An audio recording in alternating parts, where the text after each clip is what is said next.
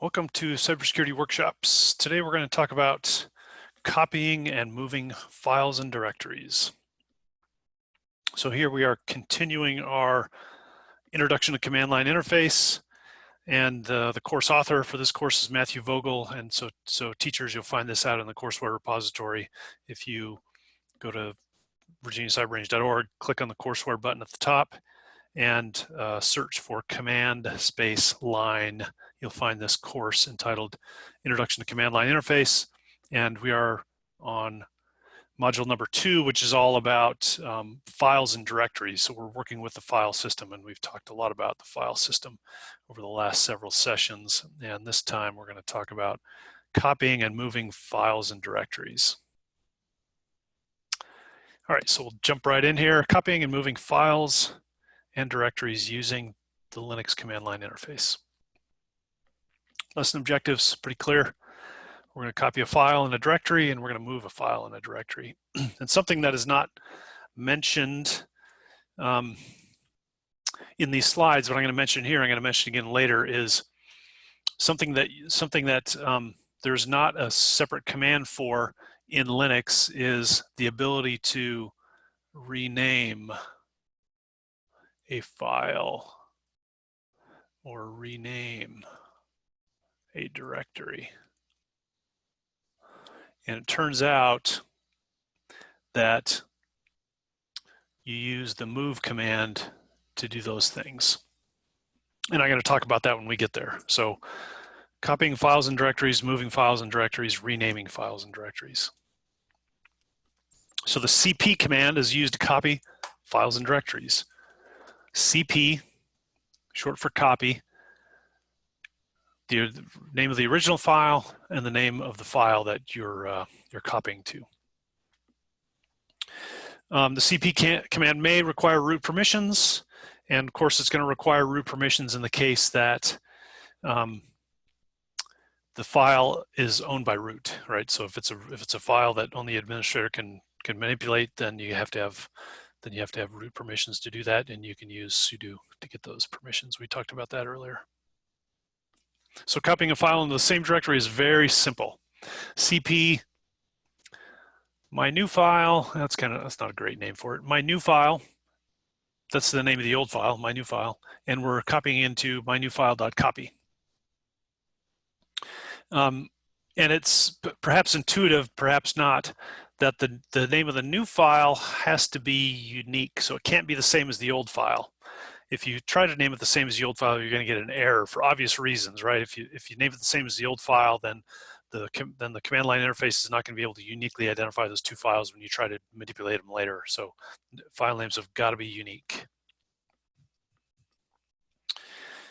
If you're copying files to a different directory, you specify the path. So we've talked a lot about paths earlier, and I think hopefully we have a pretty good notion of moving around the file system from one directory to another. And so you can copy files amongst different directories, and if you're going to do that, you just have to specify the new directory. So here's an example: cp my new file to /temp/my new file. So that's going to copy this file name to the temp directory. You can also, so if you omit the file name and you're copying a file to a different directory, then it's going to use the same file name as the original file. So when you're copying within the same directory, you must specify the file name. If you're copying a file to a different directory, you don't have to specify the file name. The command line interface is going to assume that you want the name to have the same, that you want the new file to have the same name as the old file, just in a different place. So let's take a look here.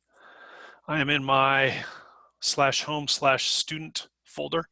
We see I have a file there named file1, and I can look at the contents of that file using the cat command, file hello world. Okay, so I want to copy file1 into file1. It's not going to work. File1 and file1 are the same file. Yeah, I can't copy a file onto itself, but what I can do is I can copy file1 onto file2. Now if I cat file2,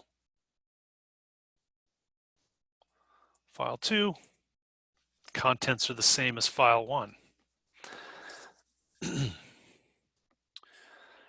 I can also copy that file into another directory. So I can say cp file1, and I'll copy it into temp file1. So now if I cat temp file1, there it is, right? I also have a directory in this home directory called my new directory, which is the thing I created in a previous file system lesson. So you'll notice if I list the contents of my new directory, it's empty. So I'm going to copy file1, cp file1, and I'm going to copy it into my new directory. If I could type, I'd be doing a lot better. Whoops, slash. I'm going to copy it into a directory called my new directory. So here I'm copying file1 into my new directory. Now if I do an ls of my new directory, I see now there's a thing called file1 in there. So the second time when I copy the file to a new directory, I didn't specify the file name. But again, it's gonna assume that I want it to be the same as the previous file name. And now if I cat my new directory file1, it's the same contents, right? Pretty straightforward. That's copying a file. Copying a directory is quite similar. You can copy a file from one directory to another. Oh, okay, so this is, okay, copying a file from one directory to another. Okay, we're not copying directories yet. You can copy a file from one directory to another without being located in either directory by using paths, either relative or absolute. So hopefully that's a straightforward concept. Copying a directory, so copying directories require the cp command with a -r option. So that means -r means recursive. When copying a directory, the actual directory, files in the directory, and any other subdirectories and files in those subdirectories need to be copied. So it copies the entire directory and all the contents. The -r option makes the cp command examine and copy all files and subdirectories. So here's an example. Copying a directory to the same parent directory as the original, the new directory must have a name that is different than the original. So my new dir, copy to my new dir.copy. Okay, so let's do that. So I have a thing called my new directory, and inside is a file called file1. Now I'm going to recursively copy that directory, my new directory, and I'm going to copy it into my new directory.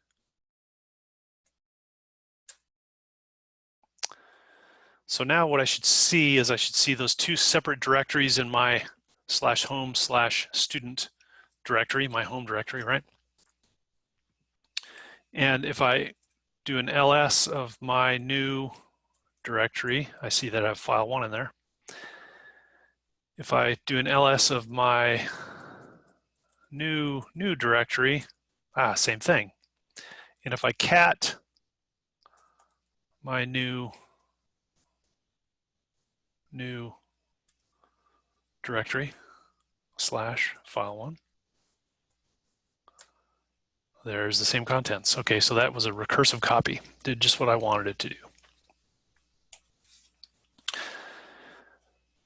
Okay, moving files and directories. Now we want to move things around. So we're not copying anymore. Now we're moving. And so move. Command is used to move files and directories. Difference between move and copy hopefully are obvious. If you copy a file or a directory, the old version still exists, right? The old thing is still there. When you move a file, a directory, it goes somewhere else. So the old thing is gone.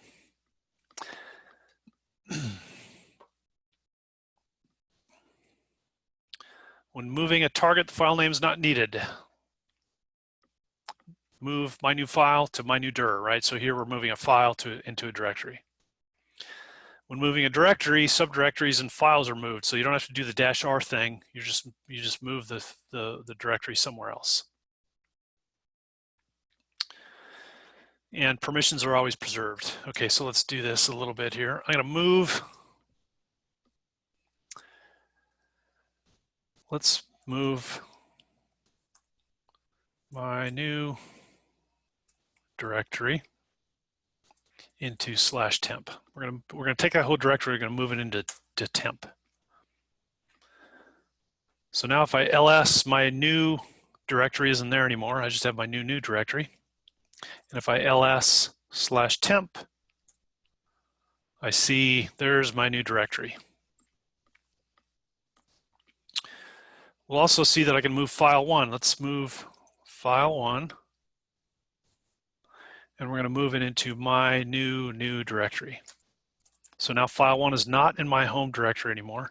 But if I do an ls of my new directory, there's file 1. Okay, that's moving a file. Very similar to copying a file, just that the old one goes away.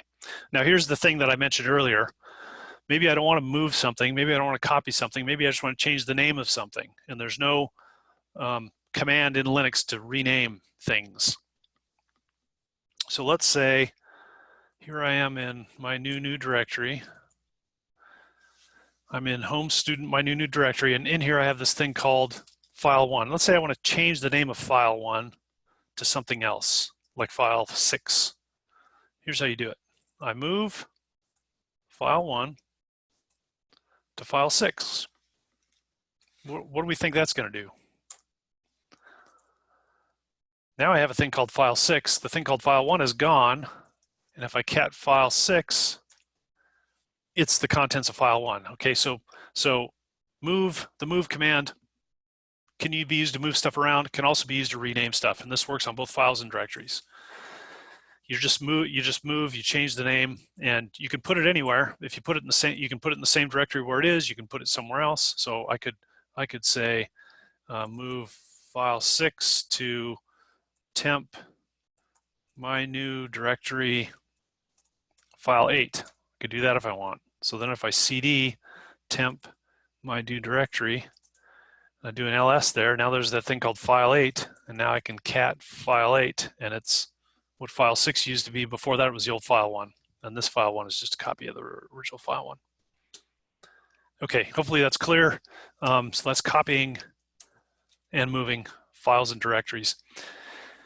When I copy and move files, the original permissions are preserved. Hopefully that's straightforward. So you don't like gain the permissions of the file of the folder that you're going into. For example, the original permissions are preserved. So if I look at if I do a long list of the temp folder, you'll see that temp is owned by root. It was created by root. It's got a bunch of stuff in it that was created by root, but you'll see that there's some stuff in here now that belongs to student. Things like file 1, which I just copied in there a little bit ago, and things like my new directory, which I just moved in there a little bit ago. So when you move or copy files, the permissions remain the same as the original file. All right, so now I encourage you to jump on the moving and copying files and directories lab, and teachers, you're going to have to provide a copy of that lab to your students. So thanks. Look forward to next time.